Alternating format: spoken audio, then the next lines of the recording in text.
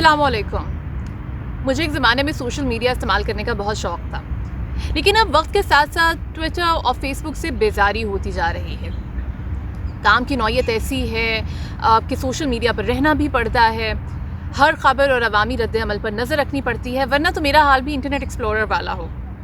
आज एक और मौजू पर व्लॉग बनाने का इरादा था, लेकिन ट्विटर पर एक ऐसी बहस छिड़ गई जिसकी वजह से मैंने सोचा कि इस मौजू पर बात कर लेते हैं।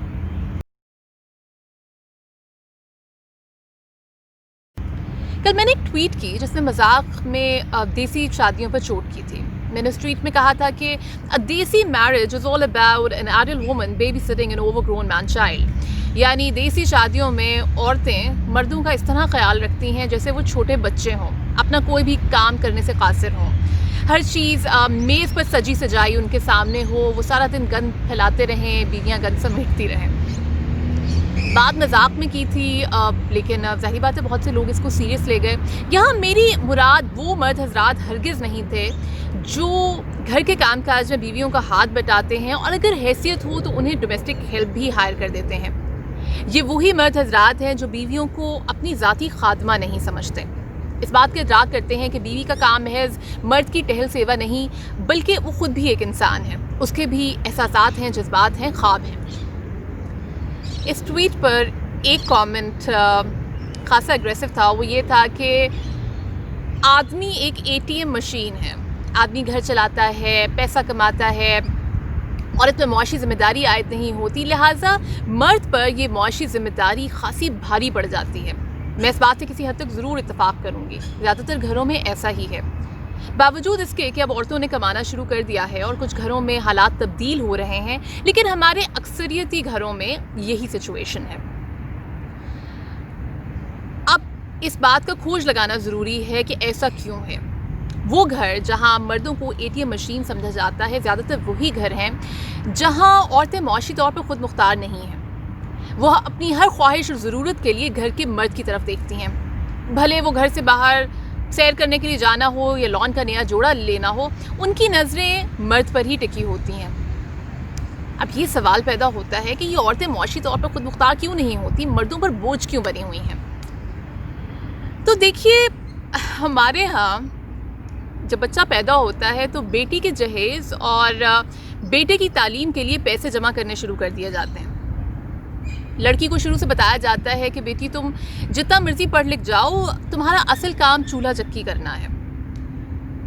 बहुत सी लड़कियां जो पढ़ लिख भी जाती हैं, उनकी ज़िंदगी का बुनियादी मकसद यही होता है कि वो एक अच्छा रिश्ता हासिल करें, उनकी शादी हो जाए, बच्चे हो जाएं।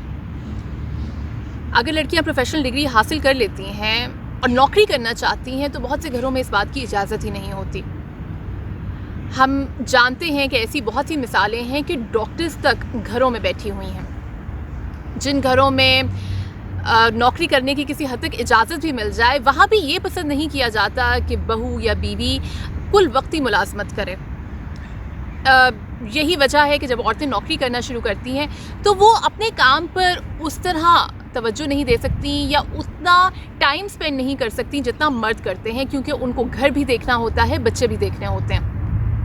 यही वजह है कि बहुत सी औरतें स्कूल टीचिंग के शोबे से वाबस्ता होती हैं, क्योंकि वहाँ पर औकात कम होते हैं। ये और बात है कि वहाँ से घर नहीं चल सकता, बच्चे की फ़ीस माफ़ हो जाती है और कपड़े लत्ते का ख़र्चा निकल आता है।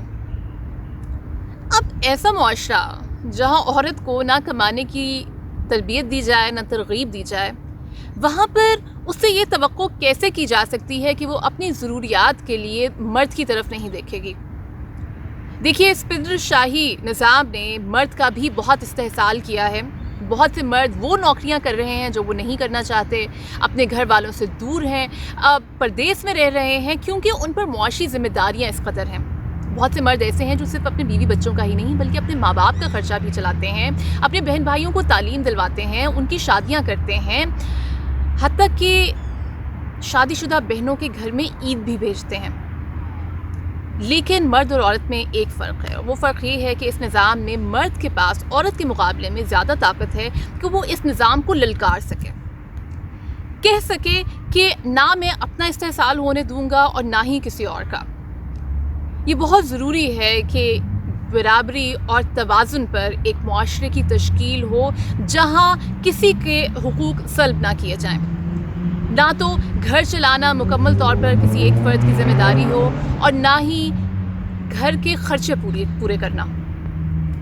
ہماری عمر تو جیسے تیسے کر کے گزر رہی ہے. امید ہے کہ اگلی نسلوں کے لیے یہ صورتحال بہتر ہوگی. یہ ویڈیو دیکھنے کا بہت شکریہ. آپ کو یہ ویڈیو پسند آتی ہے یا پسند نہیں آتی، پلیز اس کو لائک کیجیے، شیئر کیجیے اور اپنے ارد گرد سب لوگوں کو کہیے کہ وہ اس چینل کو سبسکرائب کریں. کل مجھے اس بات کا بھی علم ہوا ہے کہ مجھے کہنا چاہیے کہ بیل نوٹیفیکیشن کو بھی پریس کر دیجیے تاکہ اس ویڈیوز کے نوٹیفیکیشنز آپ کو آتے رہیں. اگلی ویڈیو تک کے لیے خدا حافظ.